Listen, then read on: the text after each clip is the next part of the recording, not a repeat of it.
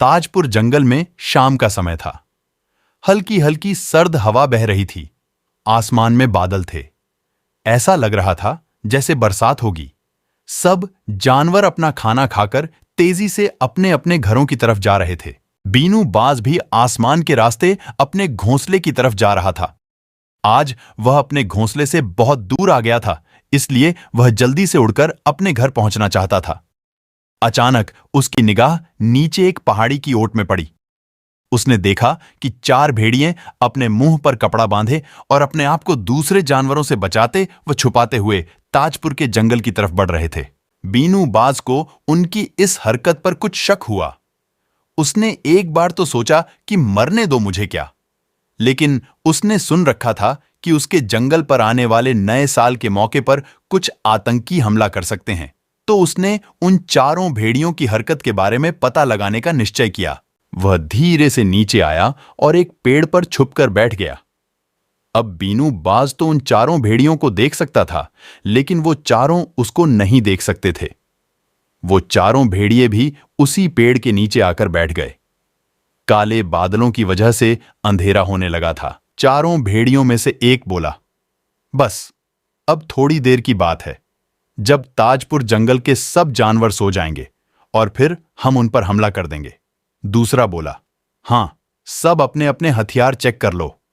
इतना कहने पर सबने अपने थैलों में छिपाई हुई आधुनिक बंदूक को निकालकर देखा और सबने एक साथ कहा, सब ठीक है। अब बीनू बाज भी घबरा गया और उसका शक ठीक था।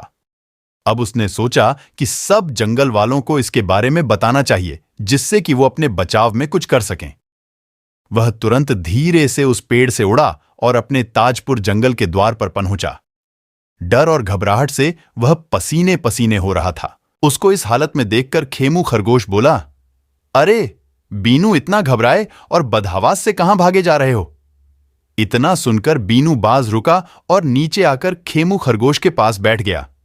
उसने जल्दी से उन आतंकी भेड़ियों की बात उसे बताई। अब खेमू खरगोश भी परेशान हो गया और काफी घबरा गया। बीनू बाज जाने लगा और बोला, मुझे सारे जंगल वासियों को बताना पड़ेगा। इतना सुनकर खेमू खरगोश बोला, बीनू, यदि तुम ये बात सारे जंगल को बताओगे तो सारे जंगलवासी घबरा जाएंगे तथा जंगल में ज्यादा हलचल और भगदड़ मच जाएगी। इसे देखकर हो सकता है कि वो भेड़िए आज हमला ना करके फिर कभी करें, और हो सकता है कि अगली बार हमें ना पता लगे कि वो कब हमला करेंगे, इसलिए उन्हें हमें आज ही पकड़ना पड़ेगा और अपने जंगल को भी बचाना पड़ेगा। बीनू बाज को खेमू खरगोश की बात में दम लग रहा था। वह थोड़ी देर चुप होकर बोला, फिर हम दोनों कैसे अकेले अपने जंगल को बचाएं? खेमू खरगोश बोला, हम दोनों ये नहीं कर सकते, इसलिए हमें और साथी लेने पड़ेंगे। हमारे पास समय है। वो लोग सबके सो जाने पर ही हमला करेंगे। तभी हल्की बरसात शुरू हो चुकी थी। इतने में खेमू खरगोश बोला, मुझे एक तरकीब सूझी है, तुम मेरे पीछे आओ। खेमू खरगोश और बीनू बाज जल्दी से ताजपुर जंगल के सेनापति चीना सिंह चीता के पास पहुंचे और उन्हें सारी बातें जल्दी जल्दी बताईं। वो उनकी इस बात से सहमत थे कि उन्हें हमें आज ही और बिना किसी शोर शराबे के पकड़ना पड़ेगा।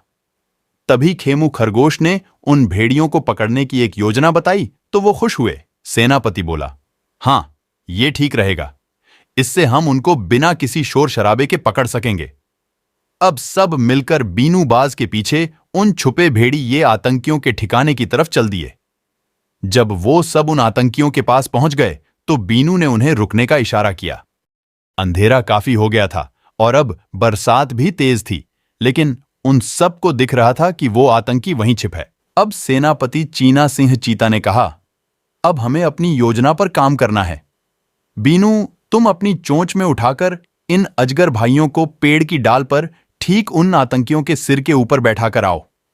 सेनापति ने अजगर भाइयों को कहा कि जैसे ही ये सब जुगनू पेड़ से एक साथ तेज रोशनी करें तो तुम उन 4 भेड़ियों पर पेड़ पर से हमला करके दबोच लेना, और उसके बाद मैं और खेमू उनको जाल डालकर कैद कर लेंगे। उन 4 ने सहमति से सिर हिलाया। बीनू ने वैसा ही किया और एक एक करके उन 4 अजगर भाइयों को डाल पर अपनी चोंच से ले जाकर बैठा दिया था और उन आतंकियों को एहसास भी नहीं हुआ। उसके बाद खेमू खरगोश ने जुगनू के दल की तरफ इशारा किया तो वो लोग पेड़ के ऊपर झुंड में खड़े हो गए। जैसे ही खेमू खरगोश ने मुंह से आवाज निकाली तो तुरंत जुगनू चमकाने लगे और इतनी रोशनी हो गई कि वो आतंकी साफ दिखने लगे। तुरंत ही चारों अजगर पेड़ से एक एक करके उन पर झपटे।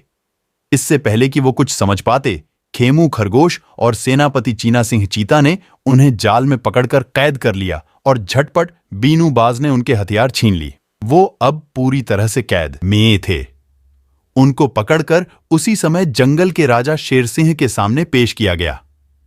सेनापति ने सारी बात विस्तार से राजा को बताई और ये भी बताई कि इसके बारे में पहले आपको क्यों नहीं बताया गया था, ताकि ज्यादा शोर शराबा ना हो और ये आतंकी भेड़ी ये सतर्क होकर भाग ना जाएं। राजा ने खेमू खरगोश, बीनू बाज, अजगर भाइयों और जुगनू भाइयों को उनकी बहादुरी का इनाम दिया और उन आतंकियों को कैद में डाल दिया।